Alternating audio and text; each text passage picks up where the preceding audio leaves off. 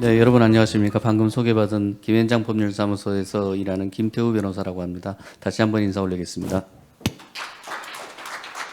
네, 네, 제가 검찰에서 근무하면서 좀 드물게 법무부에서 형사법제과장을 하고 또 형사법제과 검사도 하고 또 법제처에서 파견 나가서 이제 한 3년 동안 이제 법무자문관을 했었습니다. 그러다 보니까 법령을 보는 일이 많았고 그러다 보니까 중대재해법을 또 저희 사무실에서도 계속해서 입법 단계부터 계속 담당을 해왔었습니다. 근데 이게 법이 좀 어떤 분이 말씀하시기에는 이게 좀 다 지키면 사실 문제가 없는 것처럼 보이기는 해도 불확실하니까 사실 오늘과 같은 이런 자리도 마련되지 않았나 싶긴 하고요. 그래서 그런 고용노동부에서도 이런 부분에 대해서는 불확실성의 우려가 있다는 점은 어느 정도 인정하시는 것 같고, 그래서 그런 것들을 지침이나 매뉴얼이나 이런 하위 법령 개정으로 좀 이렇게 보충하시겠다라는 의견도 좀 있으신 것 같습니다. 그런데 이게 처벌 법령이거든요. 그래서 처벌 법령은 지침이나 매뉴얼로 처벌의 근거는 만들지를 못합니다. 그거는. 그래서 그 자체가 법률의 개정이 없이는 보완이 상당히 어렵습니다. 법 체계상. 그 다음에 하위 법령 개정도 사실은 상위법인 법률에서 위임을 해야 됩니다.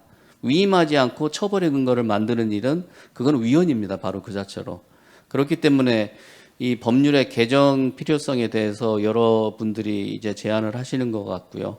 그래서 여러분들께서도 그런 우려 때문에 이런 불안감 때문에 오늘 또 이렇게 귀하신 시간을 할애해서 이 자리에 오신 거 아닌가 이렇게 생각이 됩니다. 앞에 분들이 많이 좋은 발표를 많이 해주셔가지고요. 저는 이제 좀 중복되지 않는 범위 내에서 말씀을 좀 드리겠습니다. 중처법과 산안법이 이렇게 시행됐다라는 부분들은, 이런 부분들은 잘 알고 계실 거고요. 이 모든 것들이 근로자가 일하는 현장에 대한 점검 중요성에 대해서 모두 그런 부분에 대해서는 이해를 같이 하고 있다, 이렇게 생각이 됩니다. 그리고 이 중대재해법이 ESG 이슈다라는 부분 앞에 계속 말씀하셨고요. 그러다 보니까 투자할 때 이자율이라든지 주가에도 영향을 끼치는 아주 중요한 요소로 이제 등장을 하고 있습니다.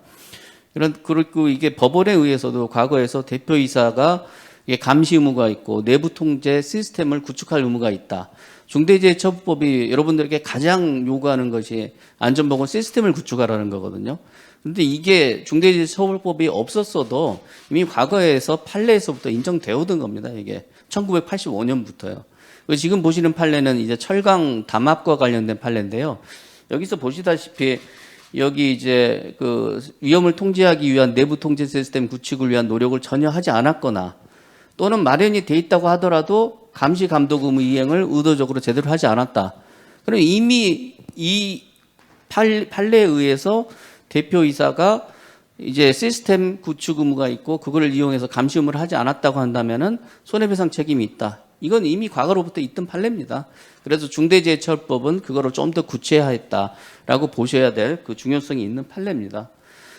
그리고 중대재해가 기업에 미치는 여파는 여러분들 과거에서 계속 이제 여러분들께서 발표를 하셨고요. 그 중에 한 가지만 추가로 말씀드리면은 상법상 주주대표 소송의 대상이 될 수도 있다라는 겁니다. 보통 여러분들께서 상상하시는 거는 횡령배임이 발생했을 때 주주대표 소송이 제기돼서 그 관여된 이사분들에게 책임을 물을 수 있다라는 건 아실 수 있겠지만은 중대재해도 마찬가지로 중대재해로 인해서 징벌적 손해배상이 부과되거나 또는 벌금을 납부하거나 이런 일이 생겨버리면은 양벌 규정으로 인한 벌금이겠죠. 이건 개인에 대한 벌금이 아니라. 그렇게 생기면은 그거 자체가 이사의 어떤 불법 행위로 인해서 발생한 거기 때문에 회사에서는 청구를 안 하겠죠. 그러다 보면은 주주가 대표 소송을 통해서 이사에게 회사에게 이걸 배상하라는 주주대표 소송을 제기할 수 있습니다. 그런 것도 충분히 가능하다라고 생각하는 그런 의견들이 꽤 있습니다. 여러분들께서 가장 아마 관심 있으실 부분들이 중대재해처벌법이 시행에 따라서 어떤 변화된 수사 환경들이 펼쳐지고 있나, 이런 부분들은 아마 다른 데서는 잘 들으실 수 없는 부분들이기 때문에 이런 부분에 좀 더 시간을 할애해서 말씀을 드리겠습니다. 이제 중대재해처벌법 시행 전에는 보통 산안법이 먼저 수사가 이루어지는 경우가 많았습니다. 업무상 과실치사상도 경찰에서 수사를 하게 되지만은 약간 시차를 두고 수사하는 경우가 많았고요. 산안법은 현장 중심이기 때문에 현장에 있는 공장장님이나 현장 소장님 대상으로 수사가 이루어졌죠. 그러다 보니까 현장만 수사가 이루어졌는데 지금은 이게 그 중대재해처벌법 자체가 사업장 중심이 아니라 사업, 즉 여러 사업장이 있다고 하더라도 예를 들어 갑회사에 A, B, C, D 네 사업장이 있는데 과거에는 A라는 사업장에서 사고가 생기면 A 사업장만 문제를 삼았지만 지금은 갑이라는 회사를 문제 삼고 혹시라도 문제 있는지 다른 데도 문제 있는지 보자라고 해가지고 동일한 문제가 있는지 그거 여부도 살펴볼 수가 있다고 상상이 됩니다. 그러다 보니까 A 사업장뿐만이 아니라 사고는 나지 않았더라도 B, C, D도 동일한 문제점이 있네. 인과관계를 파악하기 위해서는 그런 상황도 가능하지 않을까 생각이 됩니다. 그리고 보통 사고가 생기면 현장에 있는 근로자들이나 공장장만 조사를 했지만 지금은 본사에 있는 전 조직으로 조직을 구성하고 있는 CSO나 대표이사에 대한 소환도 요구가 될 것입니다. 그 다음에 이제 공조수사 경향이 많은데요. 이게 최근에 이제 1호 사건, 중대 사건이 발생한 다음에 3일 이후에 압수수색이 바로 나왔거든요. 고용노동부에서. 굉장히 빠르죠.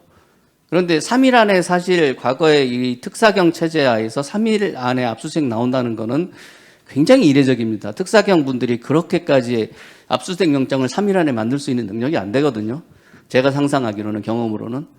그러다 보니까 이 부분은 충분히 검찰에서 사전에 협조적인 그런 관계를 유지하고 충분한 유기적인 체제를 갖추고 있다. 이렇게 여러분들께서 상상을 하셔야 되고요. 처음에는 이런 사고가 발생했을 때 처음에는 고용노동부에서만 나왔어요. 그러다 보니까 경찰에서 이게 내가 한 수 뒤쳐졌구나 생각을 하다 보니까 그 다음부터는 압수수색을 나와도 경찰과 고용노동부에서 같이 나옵니다. 현장을 보통 그렇게 나왔고요. 그런데 이제 이게 그 관할을 보면은 산업재해는 이제 노동청에서 관할을 가지고 있고 시민재해와 업무상 과실치사는 경찰에서 관할을 가지고 있습니다. 근데 본사는 어찌 보면은 업무상 과실치사하고는 약간 멉니다, 거리가. 그렇기 때문에 본사를 경찰에서 나올 이유는 없는데 지금 현상 벌어지는 거는 본사도 경찰에서 같이 나와서 이제 압수수색은 주체적으로 행하는 거는 고용노동부에서 행하지만 경찰도 그거를 같이 옆에서 이렇게 같이 보는 이런 상황이 벌어지고 있습니다. 이렇게 되고 있다. 그다음 수사 외적으로도 여러분들은 언론 보도 등이나 또 국정감사 등의 나중에 증인으로 소환될 가능성이라든지 이런 부분들이 굉장히 늘어나고 있고요. 특별감독 부분은 이미 말씀을 하셨고요. 그 다음에 국민연금에서도 이게 산업재해를 중점 관리 사안으로 보고 있다. 이것도 앞에서 나온 이야기들입니다. 그렇지만 이게 위기는 그 위험인 동시에 기회다라는 말이 있지 않습니까? 과거에 안전 시스템 구축을 위해서 투자하겠다라고 말을 하면은 그걸 쓸데없는데 왜 돈을 쓰냐 이런 말 했을 거예요. 근데 여러분들께서도 인식을 바꾸셔야 될 거는 이게 이제는 중대재해처벌법이 만들어졌으니까 우리 사업 제대로 하려면은 이제 투자해야 돼 여기다 말할 수 있는 좋은 기회신 거예요. 또 반대로 이건 그리고 굉장히 좋은 기회라 이렇게 인식을 하실 필요가 있다고 생각이 됩니다. 산안법과의 관계를 한번 말씀드릴게요. 여기서 중복되는 부분은 피하고 이게 사업 단위다라는 걸 말씀드렸고요. 시스템이 제대로 마련되어 있느냐 이런 걸 봅니다.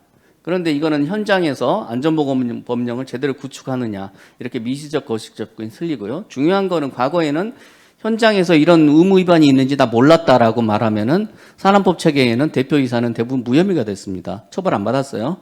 그렇지만 지금은 현장에서 그런 문제가 있는지 몰랐다라고 하고 그런 어떤 모르는 내용 자체가 중대재해 사망 사고하고 인과관계가 있다라고 하면은 내가 현장에서 그런 문제가 있는지 몰랐다고 한다면은 오히려 자백이 돼버릴 가능성이 많습니다. 그렇기 때문에 모른다라는 말이 이제는 절대 만병통치약이 아닙니다. 아셔야 돼요. 보고받고 제대로 이게 돌아갈 수 있게 만드셔야 됩니다. 이게 바뀐 겁니다. 이제 그래서 모른다 그러면은 반대로 잡혀갑니다. 이제는 옛날에는 안 잡혀갔어요. 바뀐 겁니다. 이게 다 이런 것들을 한번 보셔야 되고요.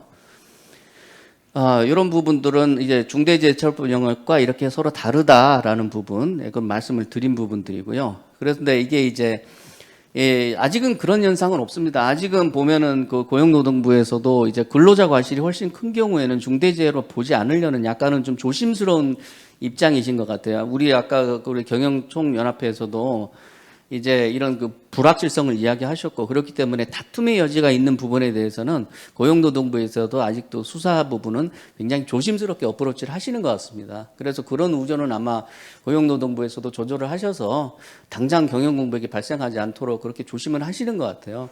그렇지만은 이제 그 문제 자체는 이제 나중에 이제 국민들의 관심이 이렇게 쏟아진다든지 그런 현실이 벌어지면은 이제 공범 이론이 있기 때문에 이게 꼭 중대재해법은 경영 책임자만의 문제냐, 그렇지는 않은 것 같고, 이게 법 목적 자체가 뒤에 있는 실질적으로 경영하시는 회장님들도 처벌받을 수 있고요.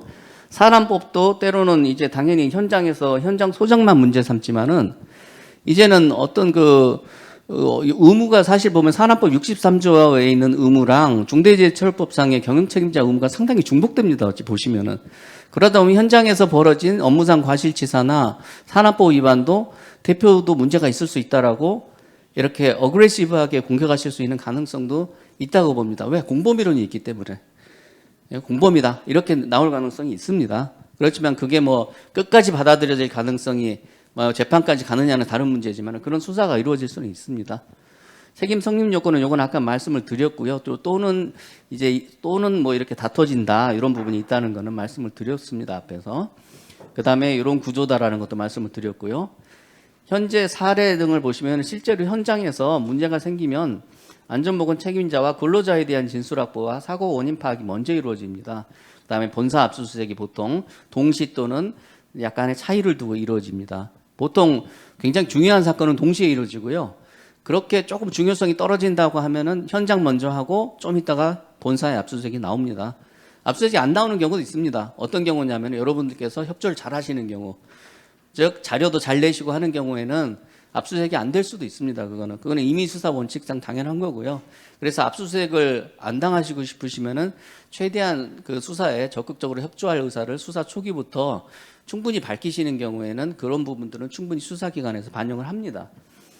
그 다음에 이 부분을 좀 중점적으로 말씀드리면은요. 이제 중대재해처벌법 자체가 굉장히 이게 의무 자체가 불확실하다라는 의견이 많으시고 그 중에서는 굉장히 좀 간접적인 의무도 있고요. 직접적인 의무도 있습니다. 예를 들면은 예산을 100원을 마련해야 되는데 90원만 마련했다 그러면 그게 의무 위반입니까? 아닙니까? 모르거든요. 그거는 굉장히 간접적이고요. 그래서 그런 부분에 대해서 바로 뭐 그 의무 위반으로 사고가 났다 안 났다 이렇게 말하기가 좀 힘듭니다. 네. 그런데 여기 보면은 재발 방지 대책. 옛날에 사고 났는데 아까 우리 고수 교수님 말씀하신 넘어진 데서 넘어졌는데 왜 그거 문제 해결 안 했어? 이거는 바로 문제됩니다. 이거 직접적인 인과관계가 있는 경우죠. 또는 시설이 노후화돼 있다, 미비돼 있다, 난간이 설치 안 돼 있어요. 왜 설치 안 했어? 너 그거 몰랐니? 왜 몰랐어? 점검 안 했어. 그렇지. 이거는 문제가 있는 거죠. 그 다음에 위해 요소 특히 중요합니다. 이게 위해 요소가 있는데 그거 확인 안 했어. 중독 사고가 있는 좀 화학 물질이 있는데 그게 중독성이 있는지 확인 안 했어. 그거는 바로 직접적인 인과관계가 있다고 보셔야 됩니다. 그래서 그런 것들이 문제가 있다. 그래서 이런 경우에는 대부분 좀 직접적인 인과관계로 중대재해처벌법상 다투지 않고 이제 처벌을 받을 가능성이 높다라고 생각을 하셔야 되고요. 그래서 선순위가 이런 것들은 회사에서 가장 먼저 입증을 하셔야 됩니다. 준비를 하셔야 됩니다. 그리고 이제 가장 중요한 건요. CEO로서 준비하셔야 될 거는 결국에는 사규입니다. 사규를 제대로 마련하셔야 돼요. 사규는 뭐냐면은 가장 중요한 의미가 책임과 권한을 명시하는 겁니다. 여러분들 CEO가 다 현장에 가서 할 수 없잖아요. 그러다 보니까 하셔야 될 거는 누구 책임이고 누구 권한인지 명시를 하셔야 돼요. 왜? 제대로 하면은 상 주고 못하면 벌 줘야 돼요. 징계를 하셔야 돼요. 근거가 뭡니까? 사규가 없으면 못해요. 사규 없이 여러분 징계해서 그거 징계의 적정성이 인정되나요? 우리 권호성 교수님이 그 공익위원으로서 다 그거 자를 거예요. 그래서 사규를 명백히 하셔야 되고요. 그래서 이런 부분들을 명백히 하셔야 된다. 그 다음에 사규가 있어야 그걸 가지고 교육도 합니다. 여러분들 과거에 산업법 시대 양벌 규정으로 책임이 회사에 있지만 면해지는 경우가 그런 거예요. 교육 잘하고 상벌 제대로 한 경우 괜찮습니다. 그래서 사규를 제대로 만드셔야 되고요. 사규는 만드실 때 육하원칙 여러분들 아시죠? 누가 언제 무엇을 어떻게 했다. 그거에 대해서 명확히 하셔야 됩니다. 그래서 몇 월 며칠까지 너 나한테 보고해. 그런데 보고하라고 한 기간 안에 사고가 났어요. 그러면은 경영책임자 책임이 좀 적겠죠. 그런데 기간이 지났는데도 경영책임자가 보고 안 해도 그냥 세워라 내워라 하고 있어요. 옛날에 산업법 시대에도 방치 내지 묵인 무조건 처벌받았어요. 그러니까 여러분들께서 그런 것들을 사규를 정확히 만드시고 그 부분에 대해서 하셔야 오히려 내가 책임을 면할 수가 있는 겁니다. 그래서 가장 먼저 하실 거 사규. 그래서 사규 예시를 저희가 이제 보통 이런 것들을 좀 도와드리고 했었습니다. 예, 맺은 말로 말씀드리면 요거 열심히 준비를 하셔야 되는데, 가장 드리고 싶은 말씀은 이제 안전이 앞에 다른 강사분들께서 말씀하셨지만은 이걸 사라져버리는 비용으로 생각하시면 안 됩니다. 이제는 안전은 회사의 발전을, 영속적인 존속과 계속적인 발전을 담보하는 자산으로 생각을 하셔야 되고요. 사라지는 비용이 아닙니다. 절대 이거는. 그래서 비용이 아니라 회계상으로 이거를 자산으로 처리할 수 있는 거는 이제 변론으로 하고, 여러분들께서 자산으로 인식하시고 사라지지 않는다, 이렇게 생각해 주셨으면 좋겠습니다.